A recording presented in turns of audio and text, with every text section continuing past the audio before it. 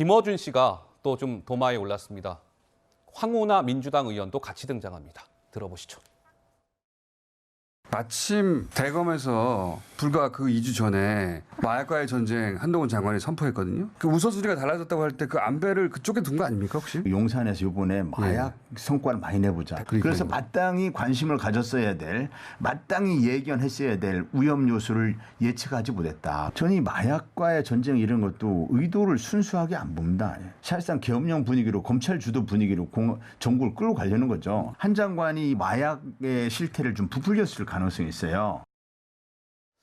자, 그러니까 김어준 방송인과 황운하 민주당 의원의 뭐 주장의 요지는 이런 것 같아요. 그날 너무 이게 마약 범죄 그거 막으려고 거기에 인력을 집중적으로 이제 투입하다 보니 이태원 참사가 발생한 것 아니냐 뭐 이런 취지의 주장인 것 같습니다. 우리 백 교수께서는 김어준, 황운하 저 두 분의 저런 주장에 대해서 동의하십니까?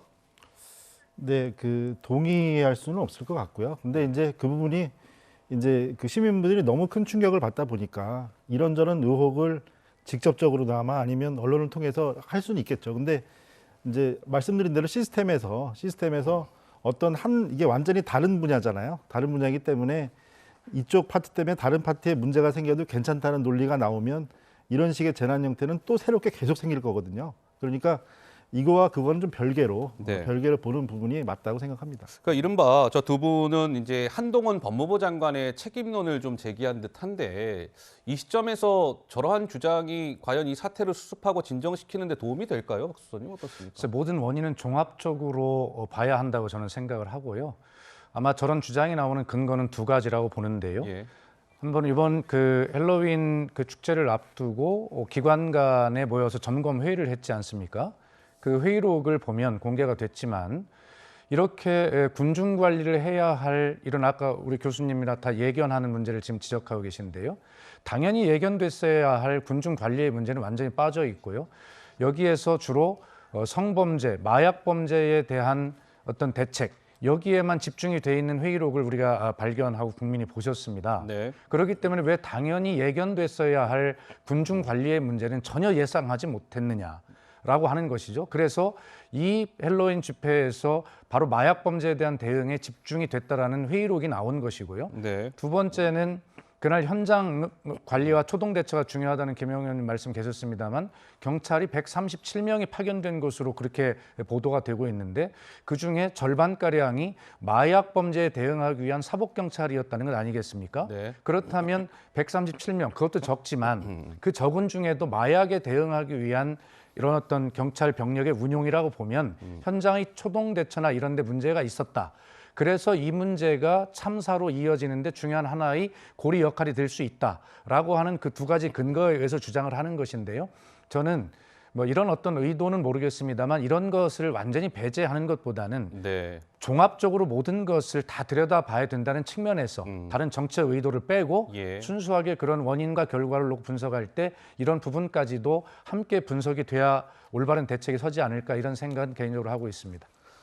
그러니까 김어준 씨가 사실 이번 이태원 참사 이후에 또 이런 약간 논란의 발언 때문에 좀 뉴스화가 된 적이 있었는데 지난달 31일이었죠. 문재인 정부 때는 그 헬로윈 행사 때 그 거리를 일방 통행으로 해서 사고를 막았는데 이번 정부에서는 그런 거 안 해서 사고 난 거 아닙니까? 이런 취지의 말을 했다가 논란이 일자 거짓으로 주장한 거 아니냐 이런 논란이 일자 동선 통제가 곧 일방 통행이 아닙니까?